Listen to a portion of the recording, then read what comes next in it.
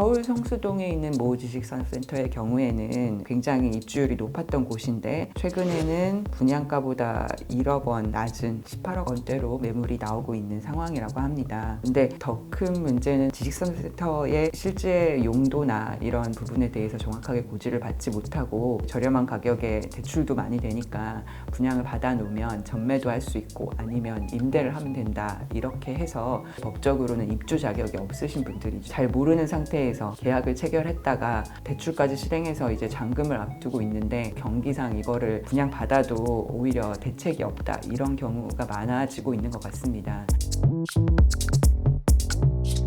안녕하세요. 법무법인 정의의 김유경 변호사입니다. 오늘은 최근에 문제가 많이 되고 있는 지식산업센터에 대해서 얘기 드려볼까 합니다. 우선은 지식산업센터에 관련해서 요새 어떤 상황인지부터 먼저 말씀을 드려볼게요. 경기가 침체되고 있다, 뭐 이런 얘기는 너무나 많이 듣고 계신 얘기겠지만 그게 현실이기 때문에 한때는 창업열풍도 불었었지만 지금은 오히려 폐업이 늘어나고 있는 추세고요. 그래서 이제 지식산업센터라는 거는 특정 업종의 사업자가 입주를 해서 거기에서 실제로 사업을 하는 형태이기 때문에 이렇게 경기가 악화되면 입주해서 사업을 할 사람이 없어지게 되고 혹은 입주해서 하다가도 폐업을 하는 경우가 많아지기 때문에 당연히 공실률이 높아질 수밖에 없겠죠.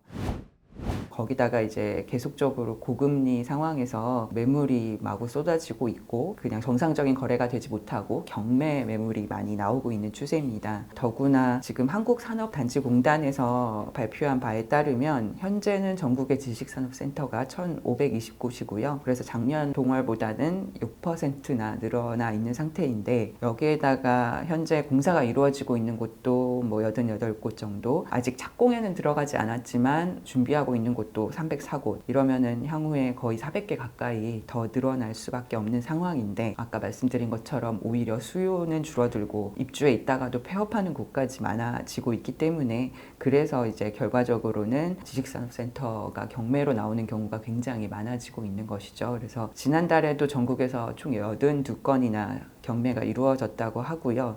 그런데 그나마도 또 낙찰률은 20%밖에 안 되고 당연히 낙찰가도 실제 시세의 60 내지 70% 선으로 제값을 받지 못하고 있는 것으로 나타나고 있습니다. 이런 상황에서는 지식산업센터를 준공을 해놓고도 어차피 수요가 없기 때문에 시행사 측에서도 분양가 그대로 넘기기도 하고 아니면 오히려 분양가보다 낮은 금액에 무피, 마피 뭐 이런 용어를 쓰죠. 이런 매물도 굉장히 많이 등장하고 있다고 하고요. 그 서울 성수동에 있는 모 지식산업센터의 경우에는 그 위치상 굉장히 입주율이 높았던 곳인데 최근에는 분양가보다 1억 원 낮은 18억 원대로 매물이 나오고 있는 상황이라고 합니다. 그래서 이런 부분들에 대해서 지식산업센터에 관련해서는 항상 유의를 하셔야 될 것 같고요. 근데 더 큰 문제는 저희가 이제 최근에 지식산업센터 때문에 문제가 있어서 찾아오시는 분들이 굉장히 많은데 지식산업센터의 실제 용도나 이런 부분에 대해서 정확하게 고지를 받지 못하고 저렴한 가격에 대출도 많이 되니까